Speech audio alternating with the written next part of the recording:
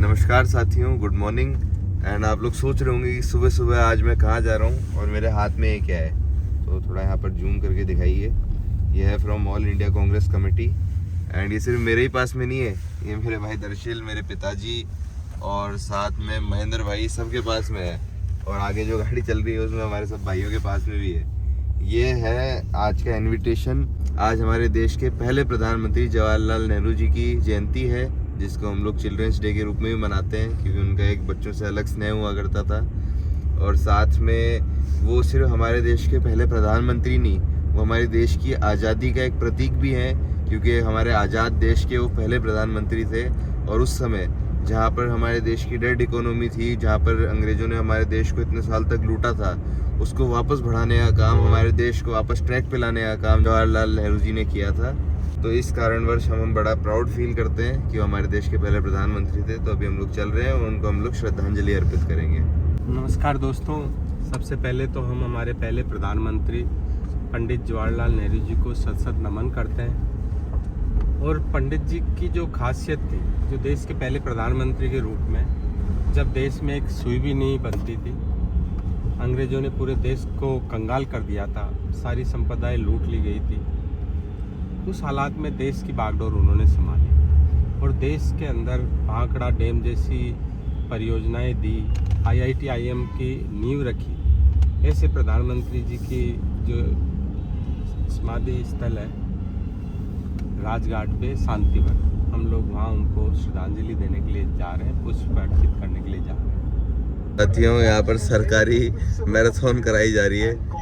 ये एक population control drive organise कराया जा रहा है सरकार के द्वारा। यहाँ पर लोगों को मैराथन दौड़ाई जा रही है, वो भी ऐसे वातावरण के अंदर जहाँ पर पोल्यूशन से आदमी फेफड़े जल जाए, वैसे ही यहाँ पे सांस लेने में वहाँ पे लोगों को भगाया जा रहा है कि मैराथन भागो और मैराथन भाग के ख़त्म ही कर लो अपने फेफड़े को।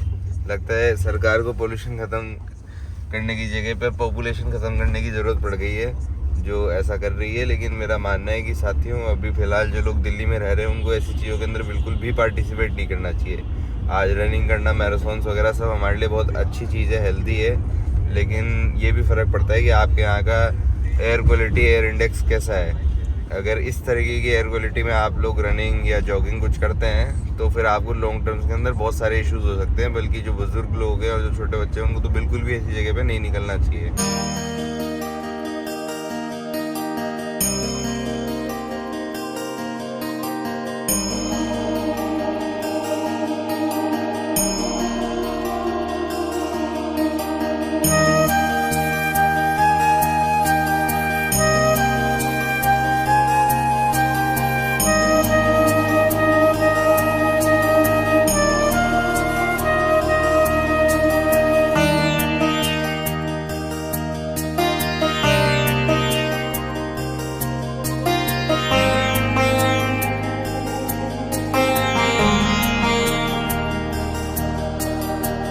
देख सकते हैं साथियों, अभी फ़िलहाल हम सभी लोग हैं AICC कैंटीन में। यहाँ पे हमारा ब्रेकफास्ट चल रहा है अभी फ़िलहाल। और यहाँ का जो वातावरण है वो मुझे बड़ा पसंद है। यहाँ पर जब भी हम आते हैं तो जो आसपास पिक्चर्स हमको देखने को मिलती है, जो यहाँ का एनवायरनमेंट है, पूरा जो वाइब है यहाँ की, उससे एक बहुत ही अपनापन सा और एक बहुत खुशी से मेरे को महसूस होती है साथियों। और काफ़ी फैसिनेटिंग लगता है मेरे को। जैसे आप लोग देखेंगे, जवाहरलाल नेहरू जी का आज जन्मदिन है और उनकी पिक्चर्स यहाँ पर है। राहुल गांधी जी हैं हमारे, उनका पूरा परिवार है, सोनिया गांधी जी है। बाकी हम लोग तो अभी रिसेंटली आने लगे हैं यहाँ पे। पापा ज़रूर शुरुआत से यहाँ पर आते हैं। तो पापा, आप क्या कहना चाहोगे यहाँ के बारे में? हमें तो इंट्रोड्यूस पापा नहीं कराया है यहाँ से। ये AICC कैंटीन है, बहुत पुरानी कैंटीन। पूरे देश से जो भी हमारे कार्यकर्ता पदाधिकारी आते हैं तो यहाँ आराम से घर जैसा खाना खा सकते हैं। बहुत रीजनेबल यहाँ रेट्स रखी हुई कैंटीन की। यही खासियत है कि यहाँ मंत्री भी बैठ के खाना खाता है, कार्यकर्ता भी खाता है, AICC का राष्ट्रीय लेवल का पदाधिकारी भी खाता है, और सब एक पारिवारिक माहौल में यहाँ बैठते हैं। ये बात तो मैं पूरे गर्व के साथ कह सकता हूँ कि कांग्रेस पार्टी अपने कार्यकर्ताओं का पूरा बखूबी ख्याल रखती है। कोई भी दिक्कत नहीं आने देती, अपने कार्यकर्ताओं के साथ हमेशा खड़ी रहती है, चाहे वो सुबह का ब्रेकफास्ट ही क्यों ना हो। तो साथियों, जैसा देख सकते हैं, अभी एक फ्रेश ट्रिम लेने के लिए पापा आए हुए हैं। और पापा के साथ में शहन जी की भी कटिंग करवा दी है आज, बहुत तगड़ी शानदार।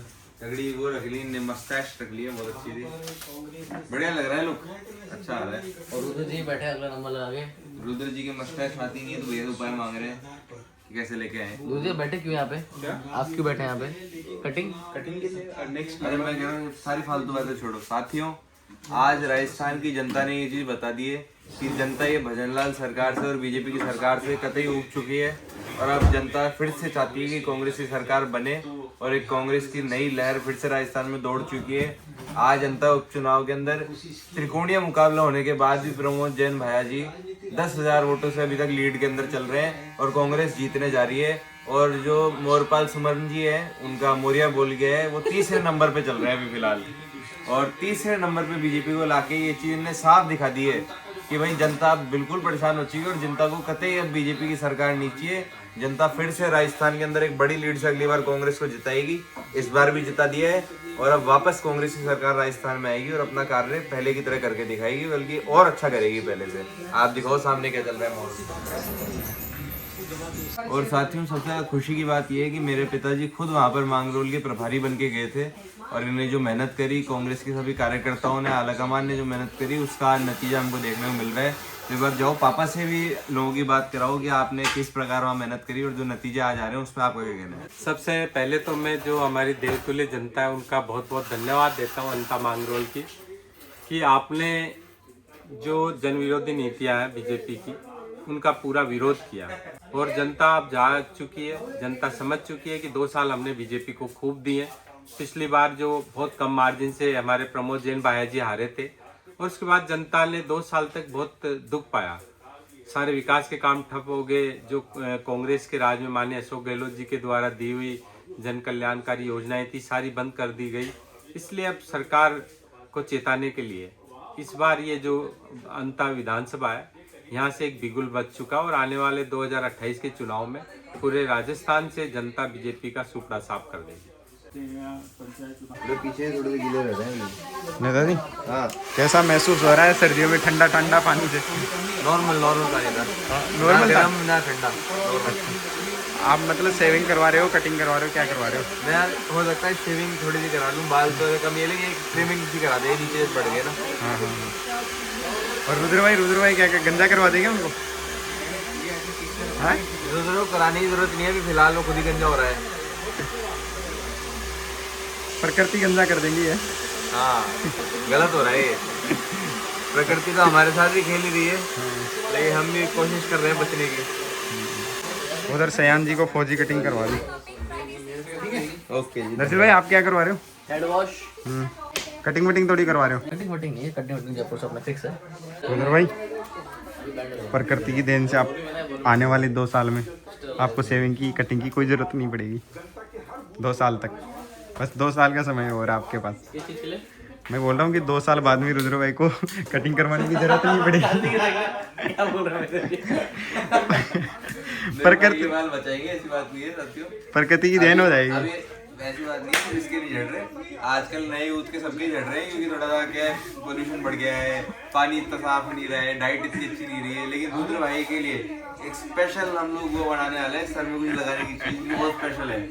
उसके अंदर बहुत प्राकृतिक चीजें डालेंगे हम लोग और वो ये बालों पे लगाएगा तो इसके सर में नए नए बाल पैदा होंगे, उत्पन्न होंगे।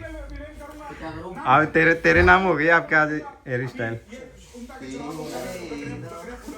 साथियों वैसे तो मैं एक साइड रखता हूँ बाल, लेकिन मुझसे अगर ऐसे बाल रखना शुरू कर दूँ तो आपको बताओ कैसा लग रहा है। आज आप लोगों का सजेशन ले रहा हूँ, कमेंट करके जेन्युइन बात बताना।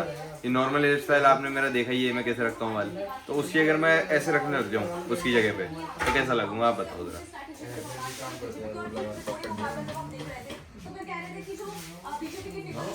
अब तो ठीक लग रहा है। रुद्र जी देख सकते हैं सेवा होते हैं बना जी की। बना जी बोले मैं अपना राजमहल छोड़ के आया हूँ तो मुझे यहाँ भी महल वाली फैसिलिटी चाहिए। सही बात। तो भैया ने रुद्र जी के लिए अभी पानी, वो भी कौन सा पानी था कार्तिक जी? ये वो था actually mineral water from Himalaya की पहाड़ों से।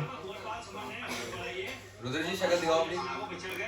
व्यूअर्स को दिखाओ। Oh my God, looking so handsome. अब थोड़ी सी हमारे लेडीज की फैन फॉलोइंग भी बढ़ जाएगी, मतलब थोड़ी व्यूअरशिप बढ़ जाएगी। ओहो क्या बात है। कि आज रात तक बैठने का प्लान है क्या?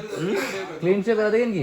नहीं सुनो सुनो, बहुत गंदी नहीं सही same moustache, same moustache, moustache, same moustache. नहीं बहुत गंदी। मैं पहले की फोटो दिखाऊं क्लीन सेव की, दिखाता हूँ। अब देखो रुद्र को बोलने का मौका मिल गया, तो सोच रहा क्या बोलूं क्या बोलूं। मैंने बोल दिया था कि कान पे बुला के, तो सामूहिक बोलने की बात नहीं। धमकी रुद्र लग रहा है रिच पर्सन, बहुत पैसा वाला, और दूसरा ऐसा लग रहा है बहुत धोखेबाज आदमी, धोखा देगा, है ना, लग रहा है ना। धोखा दे के अमीर बनाओ। हाँ अभी बताओ, ऐसे लोगों से दूर रहना चाहिए। गोदी बोलना चाह रही हो तुम, गोदी।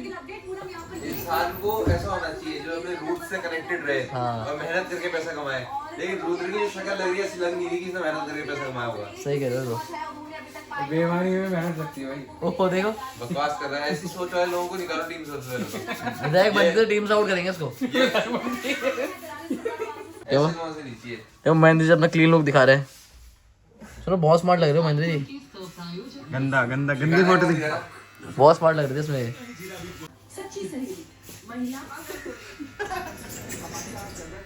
मेरा दूसरा वाला पूरा था भाई, देखो खुद बनाया हूँ घर पे। सही लग रहा हूँ महेंद्र जी एक नंबर लग रहे हो। ये देख लो साथियों, रुद्र का टकला देखो। साथियों हम लोग आ गए ताज होटल में और नेताजी का इधर इम्पोर्टेड डिस्कशन चल रहा है।